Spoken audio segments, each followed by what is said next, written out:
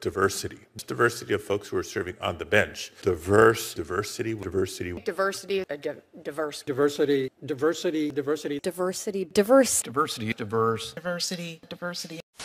How many motions have you argued in the Court of Federal Claims? I have argued hundreds of motions involving complex civil claims in numerous courts. The Court of Federal Claims is not one of those courts. Okay, so the answer is 0? That is correct, Senator. Okay. How many cases have you tried in the Court of Federal Claims? I have tried a civil case in the District Court for the District of Columbia. Most of my cases have been resolved on motions. None of those cases have been in the Court of Federal Claims, although they involve similarly complex matters under civil laws. So the answer is 0? That is correct, Senator.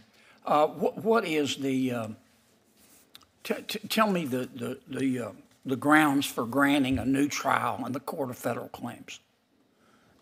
All of the trials in the Court of Federal Claims are bench trials, and the Court of Federal Claims, although it is not bound by the federal rules of civil procedure, its rules mirror those rules when applicable. So it's my understanding that the same rules that would apply in the district court are also applied in that context. But if I were presented with a motion for a new trial, should I be confirmed as a judge on the Court of Federal Claims, I would, of course, consult the rules of court of the Court of Federal Claims. So what are the grounds for granting a new trial?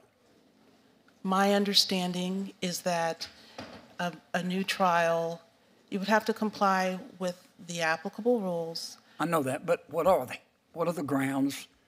You said that the rules are identical to the Court of Federal Claims and Federal District Court. I'm not sure that's accurate, but just tell me what are the grounds for granting a new trial in the Court of Federal Claims?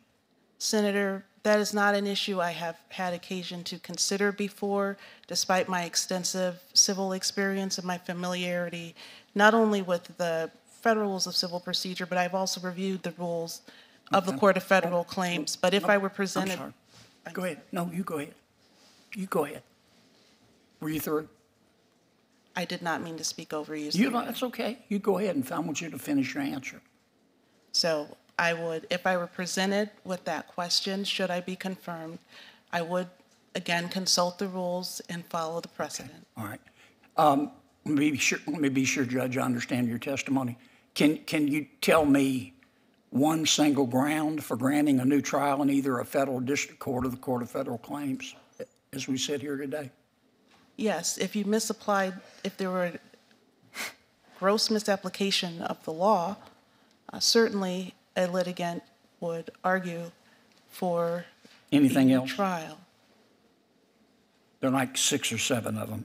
Can you tell me any others? Trials are so infrequent in the civil context, and although I have presided over bench trials and a jury trial, I have not been presented with a motion to have a new trial. Okay. So I've not. Okay. What's a contract of adhesion? A contract. Excuse me. Senator, I'm familiar with contract law, the concept of contracts of adhesion. Yeah, you're going to say a lot of that. That's what Court of Federal Claims does. What's a contract of adhesion? Senator, the Court of Federal Claims does handle a lot of procurement cases. Those typically turn on interpretations. Yes, ma'am, but I'm going to run out of time. What's a contract of adhesion? If you don't know, just tell me. Senator, despite my extensive civil experience, including dozens of cases that include contract cases, I have not dealt with the question of what a contract of adhesion is, but should it be presented to me, sure. I would. You'll look it up. Okay. Do you remember a case, Judge, called United States v. Allen? Yes, Senator. You were reversed in that case, weren't you? I made a pretrial detention decision for, I believe, 5 defendants. I believe that Mr. Allen was one of the defendants for whom the district judge disagreed. Yes, ma'am. But you were reversed. My pretrial detention ruling, I believe, was. Do you remember a case called United States v. Johnson? I have had multiple United States v. Johnsons. Are you referring to the pretrial detention matter? In this case, you had a defendant who was charged with traveling with intent to engage in illegal sexual conduct with a kid. And the defendant also testified that he had, quote, had a sexual interest in minors and even had a sexual relationship with his daughter. You remember it now? Yes, Senator. Okay. And you were reversed in that case, weren't you? I made a narrow decision in Johnston that he should be released for 21 days so that he could, and placed on home incarceration so that he could get cancer treatment that he had been unable to receive. You wanted to let him go out for 21 days, is that correct? I don't think that's an accurate characterization. Well, that's what the district court judge said. The district court said, no way am I letting this guy out on the street for 21 days. The district court judge concluded that his life was not at risk because he had had the medical appointment that he had not had when he appeared before me before the appeal. So under those new facts, the factual predicate for my temporary release decision no longer existed. That's not the way I read it, Judge. Do you remember a case called United States v. Voucha and United States v. Patel? You were reversed in those cases, too, from trying to let somebody go, weren't you? In those two cases, my flight risk assessment under the Bail Reform Act, I believe, was reversed by the district judge. Okay, I'm out of time. I credit as one of the good fortunes of my legal career that I had a significant stint as both a criminal defense attorney and as a prosecuting attorney. When I was a criminal defense attorney, I was tempted to believe that that was certainly the more difficult role. And then when I became a prosecutor, I understood that there were plenty of difficulties in both roles, plenty of challenges, and plenty of opportunities to do good in the law. Every time I approach a case as an individual case. I evaluate the case individually. I evaluate the evidence individually. I evaluate the individual that's before me. And I make an assessment and a judgment as to how to proceed with that case. And I think that would serve me well as a judge. I would be able to look at the case, judge the individual in front of me, and enforce the law impartially and fairly. Well, obviously, I have had a lot of trial experience, both as a judge and as a litigator. That all has prepared me to be in a court that has trials, and being able to use all of that experience that I have gained and in our district, we are having trials, both civil and criminal, and we have a very heavy docket. And so that experience that I already have would serve me well if I'm so fortunate to be confirmed to the district court. The biggest difference between the district court and the Court of Federal Claims is that the Court of Federal Claims solely hears cases brought against the United States that are civil, so there is no criminal docket. I currently have a criminal docket as a magistrate judge. Conveniently, my background before becoming a magistrate judge was entirely civil in nature. I have 25 years, if you add it all up together, of experience doing complex civil litigation, and that has prepared me very well, should I be so fortunate to be confirmed to be a judge on the Court of Federal Claims. I want to ask you about this case, United States versus Bartunik, I think it is, from 2017. Do you remember this case? I do. This is a case in which you granted pretrial release to the defendant. It was a child pornography case. Does that sound right? Yes. Now, you said in your responses to the panel's questions that the defendant had no criminal convictions and had lived in Nebraska his entire life, and that he owned the home he was living in and was employed. I understand, however, at the time that you granted him release, the Omaha Police Department had an open investigation regarding the sexual assault of a 7-year-old child in which he was the subject. He was the suspect, and that was in the pre-sentence report. So just walk me through your thinking.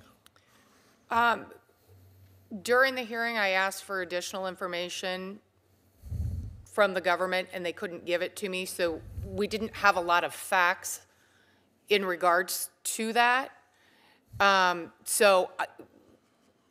facts and circumstances there was no additional information that was provided to me at that time. So you didn't know he was the subject of the investigation? There may have been a mention, but the question I had was, well, what does that mean? Has there been a report made? Is he truly the suspect, or was his name just mentioned? What were the circumstances? And at that point in time, there was no additional information that could be given. I see. So it looks like to me what was, according to the revised PSR, the Omaha Police Department has an open investigation regarding the sexual assault of a 7-year-old child, who's then identified with initials, in which the defendant is the subject. But you're saying that you thought that was not sufficient in order to guide your judgment? Was that the pre-sentence report, which would happen after sentencing, versus the pretrial report, which is what I would get prior to bond setting? Offers the following objections to the revised PSR. The defendant objects to the inclusion of any reference, and then it goes on to quote this material about the sexual assault. So you're saying you didn't have that information? Correct. That would have been after sentencing. Okay, so you weren't aware that... At sentencing, prior to sentencing, after a plea, is when that information would. Okay, so when you granted pretrial release, you were not aware that he was under investigation for the assault of a 7-year-old. Based on what you're saying in that PSR, then no. Well, is your memory any different? I mean, I can give these questions to you for the record if that would be more helpful. I just want to clarify the facts because I just want to make sure. If you're telling me you didn't know about it, that's a very different thing. Well, I don't believe I did. Okay. But okay. I tell you what, I'll give you some questions for the record on this, and that way, so that you don't have to just rely on your memory. And I can go back and look at the pre-sentence report. That'd be great. Or That the would be great. pretrial report, which would tell me that. Great, fair enough, thank you. Judge Meriweather, let me just ask you in my short remaining time here, I think Senator Kennedy was asking you about this case, United States versus Johnson, where you recommended the release of a sexual predator to get medical treatment. Is that right? Do I have the right case? Senator, I recommended a 21-day a temporary release for medical treatment after holding multiple hearings and giving the government multiple opportunities to get Mr. Johnston to his appointments, because as I noted in the opinion, I thought the charges were deeply disturbing. I take very seriously the danger to the community, and I found when I balanced the 4 factors that I had to consider under the Bail Reform Act, that it was only his history and characteristics, which was that at the time that issue was before me, he had an urgent need for diagnostic and treatment, cancer treatment, Let me just say, I'm sorry to interrupt you. I'm almost out of time. I just want to make sure I understand the sequence, because I might, as to my questions to Judge Bazis, I might not have the sequencing right. So just, you can correct me here. So I thought the government filed an emergency appeal of your release order, and you were overturned by the D.C. district judge because, for among other reasons, the predator here had been caught in a sting operation. He'd admitted to sexually abusing his 8-year-old daughter. He had been previously court-martialed for molesting a child when he was in the Air Force. That child was his adopted daughter, and he claimed to have sexually molested other children, and the government thought that releasing him was a terrible idea. The district court agreed with him. Agreed with the government. So I just wonder, in light of all of that, as you look back on it now, do you think it was a bad decision to recommend release for him? 2 things. First, all of the abuse that it was alleged was horrific. The charges that were in front of me did not involve the molestation of his daughter, which I believe had happened 15 years earlier. And my decision was not based solely on the nature of the charges. That's but one of 4 factors that the Bail Reform Act required me to consider. The factual predicate, as I highlighted in that opinion, I found it very challenging to even entertain the idea of releasing someone charged with such heinous crimes, as well as someone who had a history decades earlier of abuse. But I found that his own interest in self-preservation paired with stringent conditions, being under the custody of his wife for a limited period of time and only allowed to leave his home to go to the doctor in order to get the timely cancer treatment that he needed, that despite 3 opportunities he was unable to get through no intent, malicious intent of the government. Can I just ask, this is it, Mr. Chairman, this is my last question. Can I just ask, I thought that he was getting cancer treatment, but your judgment was he wasn't getting enough or the right kind, but he was getting treatment. Is that not accurate? No, that was the change between my ruling and the time of the reversal. I gave the government 3 opportunities to take him to the doctor, and I kept him detained despite it. He did not get to the doctor. I ordered him temporarily released so that he could see a cancer specialist, because cancer is a time-sensitive issue, as many of us know, with loved ones who are survivors of cancer. And then the next day, he got to the doctor. Had he been to the doctor, I would not have released him for 21 days. I didn't feel that he needed a specific doctor, which was the facts that were presented to the district judge. It was that he see any doctor so that he could timely have his cancer addressed. Unfortunately, that did not happen before he saw me, so I made the very difficult decision of ordering temporary release under stringent conditions so that could happen. It then happened, and so the need for it no longer existed. Had he seen the doctor before I ruled, I would have denied his motion, and I would have ordered that he remain detained. Do you believe diversity within the judiciary is important? If so, why? If not, why not? And what would you do if confirmed to contribute to the diversity within your chambers? We'll start with Judge Bazis. Thank you. I do think diversity is important for the whole court system, from staff to judges, because I think it's important that the community sees that there are people like them that are within the court system. I think it gives some credibility to the court system from that perspective. And as to clerks, I think it is important to have different perspectives and views within your chambers. And so for me, if I was fortunate enough to be confirmed, I would cast a wide net in order to interview a diverse group of people. Okay, thank you. Mr. Gonzalez. For some of the same reasons, Senator, I think for 3 basic reasons, I think that diversity in the judiciary as well as law clerks brings with it different perspectives from different walks of life to the issues that the court has to deal with on a daily basis. Secondly, it gives the public confidence that their interests and their views are going to be considered by the court seriously and fairly. And lastly, diversity in the judiciary as well as in law clerks exemplifies the diversity that exists in this great nation. And it also is reflective of the community that we have to serve. Thank you. Thank you for your question, Senator. I agree with the comments of my fellow nominees, and I would add that I believe, and in my experience, diversity brings strength.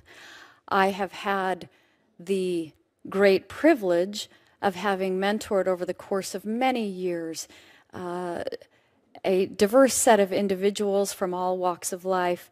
I would continue that commitment in my chambers were I to be confirmed. Thank you. Senator, thank you for your question. I too agree with my fellow nominees. Diversity is important. It's a reflection of who we are as citizens of this great country. It's a reflection of the litigants that come before us in the courtroom. During my nearly 12 years as a magistrate judge, I routinely hire folks of different backgrounds and experiences. Our chamber staff is diverse, and it's an opportunity for different experienced people to come before the court and work for the court. So I do think it's important, and I would continue in that effort if so lucky to be confirmed. Thank you. Senator, I join what my colleagues have said already. I would also add that there are opportunities for judges to attend functions where they can have one-on-one communication with law students. I attended one last April that was open to everybody, but there was a particular reach out to underrepresented communities in law schools where the judges had a chance to sit down, explain what judges are looking for when they interview law clerks, and give the law students ideas about the tools that they might need to make them the most qualified candidates when the time came for applying for law clerkships. Okay. Thank you, Senator. I agree with my colleagues about the importance of diversity. It helps bolster public confidence in the courts. I believe the courts are a place where people want to be heard. And when a person appearing in court sees that the people who are listening to what they are presenting to the court come from a variety of backgrounds and experiences, I think that enhances their ability to feel confident that they will be heard fairly and impartially and will not be disregarded because of what their life experiences are, where they come from, where they reside, or other unique aspects. So I really believe that diversity helps with that. In terms of what I would personally do, if confirmed as a magistrate judge, I have hired law clerks from a variety of backgrounds and experiences. If confirmed to the Court of Federal Claims, I would hope to continue to do so. In addition, I have repeatedly participated in panels that try to bring awareness about clerkship opportunities to law students here in DC, to hopefully expand the applicant pool so that students who perhaps might not have personal connections to attorneys and judges can learn what a clerkship entails and hear from judges about how they can perhaps better position themselves to have a chance at such a wonderful job opportunity. To Senator Durbin's original question, can you just confirm to the committee that I was a very mousy, wallflower, unopinionated, and afraid to express myself in law school? Thank you, Senator. I wish I could do that. It was worth a try. Worth a try. Reminder that the witness is under oath. You have any opinion on what's worse, granting a meritorious dispositive motion under Rule 56, or failing to grant one that is meritorious? Well, Senator, I appreciate the question, and I'm certainly cognizant of the dilemma that you have posed there. And I can tell you that I find no virtue in either option that you've given me. I have litigated summary judgment motions as a lawyer. I have ruled on them as a judge. And it is my intention in all of those circumstances to get it right. It is not my inclination to take the easy way out. And getting it right on summary judgment is a heavy lift. Right. But I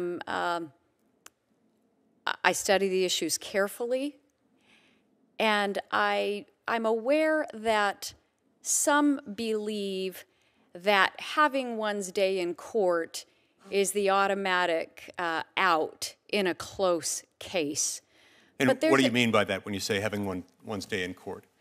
Meaning denying the motion for summary judgment. And thus allowing the case to proceed to trial. Correct. If you deny the motion for summary judgment, the case proceeds.